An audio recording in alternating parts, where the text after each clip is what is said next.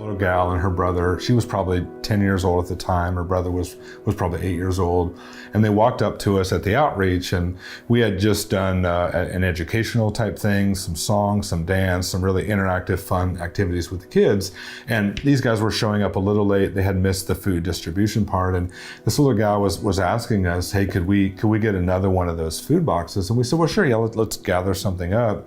And she went on to tell us that her family that week, her little brother, herself, and her sister who was back at home, all they had to eat that week was ketchup packets. And I had to ask her a couple times, what do you mean by ketchup packets? You mean like little ketchup packets, or what are they actually eating? And she said, yeah, no, we found some ketchup packets in our house, and they were out of school. It was the summertime, so there was no meals coming in from school. And I think it really hit home to us because we just began to look around at that point, and we're like, okay, this is not just one story of one family. This is an entire community here, and these are children. These are children who, whether it's the situation their parents are in, or situation that their guardians are making, bad decisions, whatever the case may be, at the end of the day, there's a child sitting right there in front of you that needs food, that needs a food box. So of course there's been a lot of media attention over the years about what happened in Shore Creek, and when the church that was here left, the town had to pick up and be resilient and rebuild, and they've done an amazing, inspiring job at that. But in the 2010 census, Colorado City proper was noted having a 49.9% poverty rate. That's compared to an 11.2% national average. So with a high population of children, we wanted to make sure that food insecurity isn't something that somebody has to worry about as they build their life. Being that we are a private school, I think there's a misconception that private schools are just a bunch of wealthy kids. And we have families and kids from all different walks of life. I know that we do have a big population of foster students that attend our school. So we do have a wide variety of kids. So there's not just an abundance of funds flowing into the school. Parents already feel tapped paying a tuition that they wouldn't normally have to pay at a public school. So anything extra is often hard for our families. I had a normal childhood, played with my brother and sisters. About 6th grade, I had an accident, and I started taking pain medication for that, and I just got hooked on it, I was productive, I was functioning, I always had my own place, always had my own car, had my child with me, and then I just started messing up really bad. I switched substances, and I ended up in different rehabs, and this last stint, whatever, just, did me in, and I ended up in CBI for 18 days, and then they suggested that I come here to the Phoenix Dream Center, and been here ever since. To meet more needs out there that are in the community, our donations department needed to grow. And at some point we realized that there really are a lot of people out there, not only individuals and churches who supported the Dream Center, but also major corporations. But we also realized that major corporations who had major amounts of donations needed to be worked with a little bit differently. And really this heart that corporations have more and more, we needed to pivot our entire donations model, not only for the sake of how we receive donations and how they come in, but also for, and more importantly, how do we get those donations rapidly out without storing them for long periods of time? How do we really get them, immediately from corporations, pass it through the Dream Center, and get it into the hands of the people who have a need? And thus was really born the Dream Goods model. It started off with a focus on just desperate people that needed resources that were, say, critical, right? They needed water, they needed food. It started out through physical locations, and then outreaches where we would go, and there's like little tent cities that have sprung up due to homelessness, inflation. There's all kinds of issues that where we started doing poverty alleviation. Then it really turned into something where now at this point, it doesn't matter if you need paper for your nonprofit because you're printing books, we can supply that. We can supply, food if you need it, we can supply. We supply all different types of non-perishables. Dream Goods has an amazing system. I mean, logistically, they're pulling off miracles to bring things to people in need. They get truckloads of items and food, and they bring it to places like City Help Center, Food Bank, to supplement our food boxes, and even sometimes items that the communities might be in need of, you know, furniture items or hygiene products and so forth.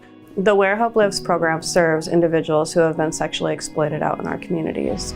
Dream Goods has been playing a huge role in being able to help build their self-worth and value by giving these individuals that come through our doors brand new items to allow them to feel comfortable in the shoes that they're wearing, in the clothes that they're wearing, and just different things that really help them feel better in their safe spaces where they're healing. Dream Goods has provided us a lot of interesting items actually, but a lot of much needed things for our school. Dream Goods has also provided us pallets of paper. Just the amount of paper that teachers go through to make copies and the things that the students need has been amazing. We've gotten also an abundance of school supplies from them, pencils and whiteboards even has been really an amazing thing. Very large whiteboards that could be very expensive, and we've been able to get those from Dream Goods. So it's been really fantastic to find some great things that satisfy the needs at our school.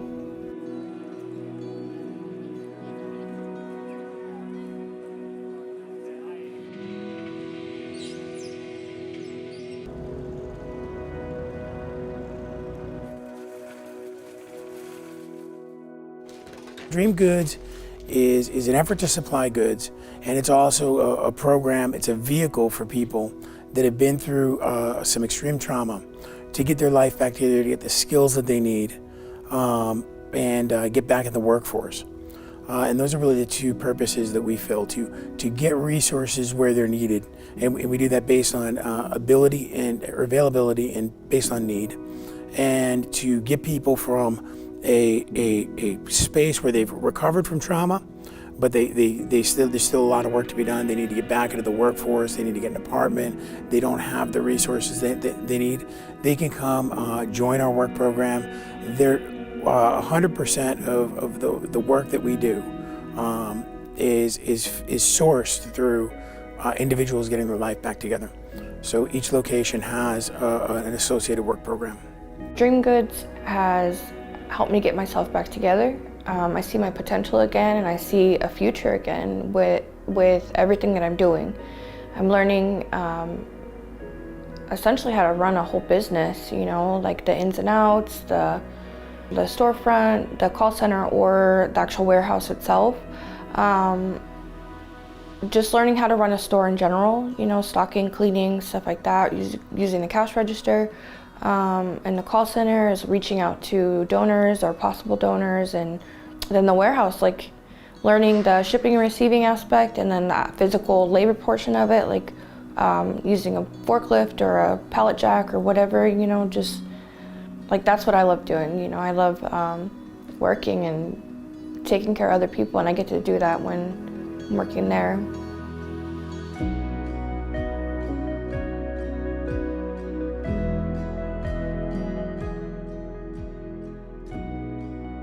If it's at Dream Goods or the Dream Center or whatever it is, I still want to be a part of this. In my past, I've always found myself beginning companies, newer companies, and establishing rapport, like how to start a company. And I feel like that's kind of where I'm at right now. And I'm enjoying like helping establish something. And from what I understand, it's going to be huge. Like it is huge, you know, it's going on to different states now. So Dream Goods is moving, you know, to Utah and Texas and California, so it's exciting. Typically we get somebody will do an online form, or they'll reach out by the phone. They'll say, hey, listen, we've got X amount of pallets, we've got 100, 200, whatever the situation might be. We've got, you know, clothing, it's overstock, it's returns, it's whatever, it's been accumulating. Can you use it? You know, we respond, absolutely we can. They'll attach a fair market value for the product that they're going to use for their deduction as of the date that they're donating it. We make it very, very easy. So what will happen is the truck will go ahead and pick the donation up. Gentlemen or ladies in the work program are going to go ahead and sort this product, figure out where it is going to be used best based on you know, need. It's going to go on to one of our vetted organizations. just as soon as we can. It's an amazing opportunity to get to serve these families and to get to see that they do grow with a little bit of support. They do grow with a little bit of help. They do move through this challenging part of their life. And I think the other untold side of that story is we're also helping that local store manager or that corporate store manager, helping them know that, hey, because I don't think anybody's sitting around saying, oh, let's just get rid of this stuff and take it to the landfill and let's just increase the waste in our world. I think every one of these people in corporate America or in their business who have extra surplus inventory or things that are old product, I think every one of them wants to do the right thing, wants to say, okay, how we couldn't get it into the hands of our consumers for whatever reason, how can we now make the best use of this that we possibly can? How can we truly get it to people in need without having to filter through all of humanity ourselves to find those people? And I can't think of a better path for those donations than going through the Dream Center, which is going through Dream Goods, and really getting those donations quickly, efficiently, effectively, and directly into the hands of the people that need it today. If you're thinking about giving to Dream Goods, I want you to understand how powerful your donation can be. This can be a life or death situation for some people.